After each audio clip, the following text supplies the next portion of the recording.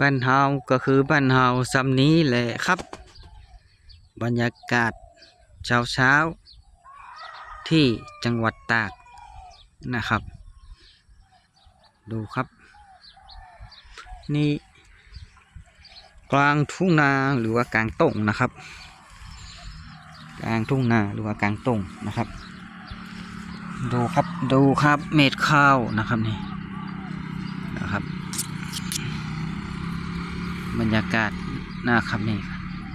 เม็ดข้าวนะครับเกี่ยวข้าวดอรอแฟน ไม่ต้องรอหรอกครับโน่นนะครับมีคนเกี่ยวข้าวอยู่นะครับ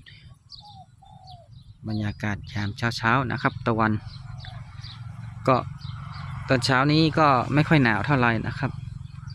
เมื่อวานก็ลมแรงนะครับ ช่วงบ่ายๆนะครับลมแรงขนาด